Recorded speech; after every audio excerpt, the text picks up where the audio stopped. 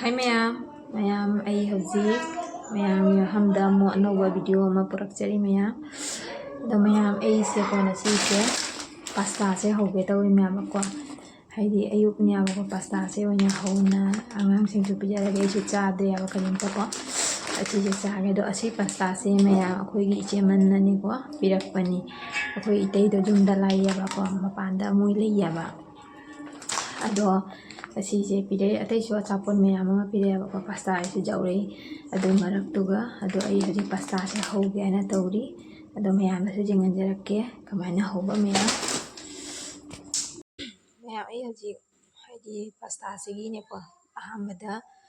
suma isingan thangat le haji pasta hapjalani pasta ja ahambada puttori ne aba ko mayam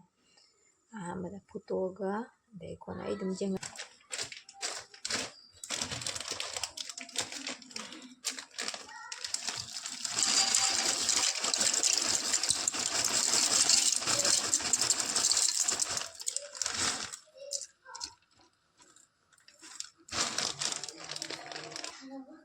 Pathade aduni mayam sumai tawna ko putlani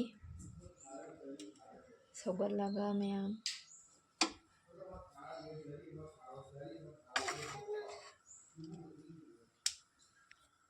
inhamdaina ko mayam sogatpadasu yam kuina changdori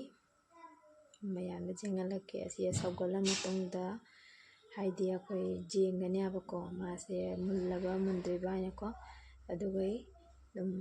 jenga dum khangani kama mullagana mayam aina chanam khara soire to sida leire sina fadigom atai su kai kaino di mayam hapna bani ko mayam ado ai adugumbagi kaino di leitre haidi machang singdu di leijadre do asita hapani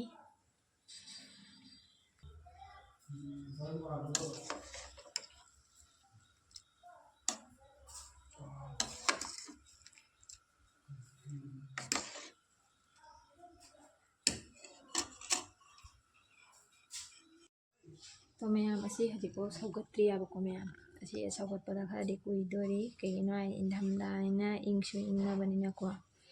sogatri ado mayam da dum wari khara dum nijaramge sogatri nge manungsiga ko mayam ꯑꯩꯈꯣꯏꯒꯤ ꯍꯥꯏꯗꯤꯀꯣ ꯑꯩꯈꯣꯏ ꯏꯆꯤꯟ ꯏꯅꯥꯎꯁꯦ ꯌꯥꯝꯃꯦꯕꯀꯣ ꯃꯌꯥꯝ ꯌꯥꯝꯃꯦ ꯍꯥꯏꯗꯤ ꯑꯩꯈꯣꯏ ꯅꯨꯄꯥꯒꯤ ꯃꯆꯤꯟ ꯏꯅꯥꯎꯁꯦ ꯑꯄꯨꯟꯕ ꯃꯔꯤꯅꯦꯕꯀꯣ ꯑꯗꯣ ꯑꯩꯈꯣꯏꯒꯤ ꯍꯥꯏꯗꯤ ꯄꯨꯟꯅ ꯃꯄꯥꯟꯗ ꯂꯩ ꯍꯥꯏꯇꯥꯔꯦ ꯑꯩꯈꯣꯏ ꯏꯆꯦ ꯑꯅꯤ ꯑꯩꯒꯤ ꯃꯊꯛꯇ ꯅꯨꯄꯥ ꯃꯔꯤꯅꯦꯕꯀꯣ ꯅꯨꯄꯥ ꯃꯔꯤꯁꯤꯒ ꯑꯩꯒꯤ ꯃꯊꯛꯇꯗꯤ ꯑꯅꯤꯅꯤ ꯑꯩ ꯃꯊꯛꯇ ꯑꯅꯤꯁꯦ ꯑꯅꯤꯃꯛ ꯃꯄꯥꯟꯗ ꯂꯩ ꯃꯄꯥꯟꯗ ꯑꯩꯈꯣꯏ ꯏꯇꯩ ꯑꯅꯤꯃꯛ ꯊꯕꯛ ꯇꯧꯔꯤ ꯑꯗꯣ ꯃꯣꯏ ꯃꯄꯥꯟꯗ ꯀ꯭ꯋꯥꯇꯔꯗ ꯂꯣꯏꯅ ꯂꯩꯅꯩꯀꯣ ꯑꯗꯣ ꯑꯩꯗꯤ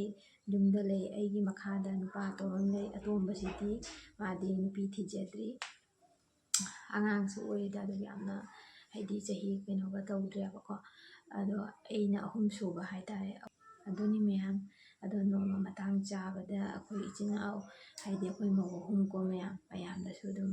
ꯍꯥꯏꯗꯤ ꯃꯇꯥꯡ ꯆꯥꯕꯗ ꯄꯨꯟꯕꯁꯦ ꯀꯌꯥ ꯋꯥꯠꯂꯦꯕꯀꯣ ꯄꯨꯟꯕꯁꯦ ꯋꯥꯠꯄꯅꯤꯅ ꯄꯨꯜꯂꯛꯄ ꯃꯇꯥꯡꯗ ꯑꯩꯒꯤ ꯚꯤꯗꯤꯑꯣꯗ ꯃꯌꯥꯝꯗ ꯁꯣꯏꯗꯅ ꯍꯥꯞꯆꯔꯛꯀꯅꯤ ꯑꯗꯨꯅꯤ ꯃꯌꯥꯝ ꯁꯧꯁꯨ ꯁꯧꯒꯠꯂꯤ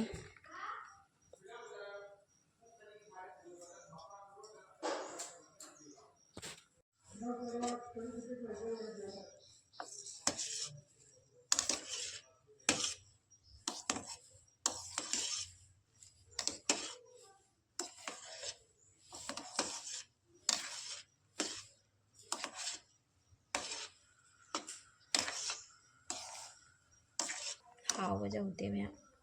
ꯆꯨꯠꯂꯣꯏ ꯍꯥꯏꯇꯥꯔꯦ ꯃꯨꯟꯗꯤ ꯃꯨꯟꯖꯜꯂꯛꯇꯣꯔꯦ ꯈꯪꯗꯦ ꯑꯩꯒꯤꯁꯦ ꯉꯁꯤ ꯀꯃꯥꯏꯅ ꯑꯣꯏꯗꯣꯔꯤꯕ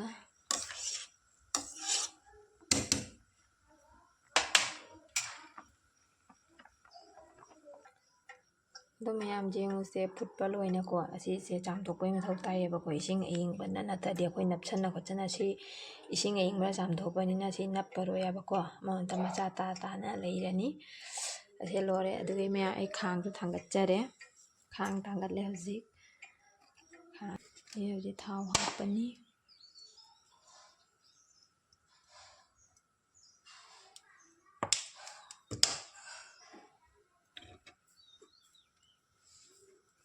ꯊꯥꯎꯁꯦ ꯃꯌꯥꯝ ꯌꯥꯝꯅꯗꯤ ꯍꯥꯞꯄꯔꯣꯏꯗ ꯑꯉꯥꯡ ꯆꯥꯗꯣꯔꯤꯃꯤꯅꯀꯣ ꯌꯥꯝ ꯍꯦꯟꯅ ꯂꯣꯛ ꯂꯣꯛ ꯂꯥꯎꯔꯒ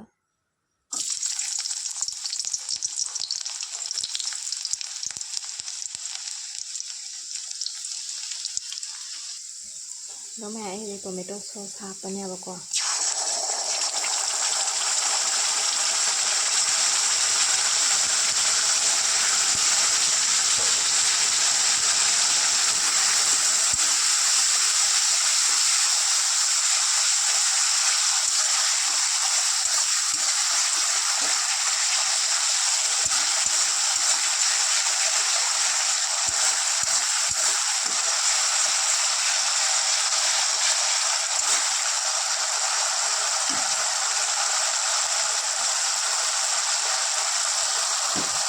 ꯆꯦꯡ ꯍꯥꯞꯆꯤꯜꯂꯅꯤ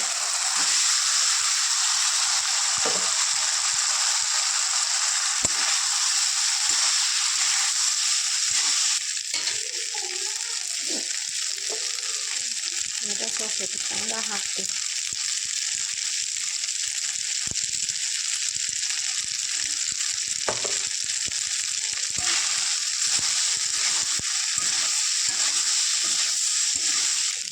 kita macam-macam happe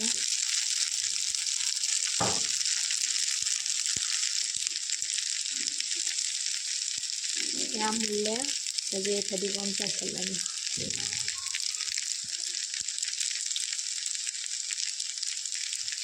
dengan pesan dia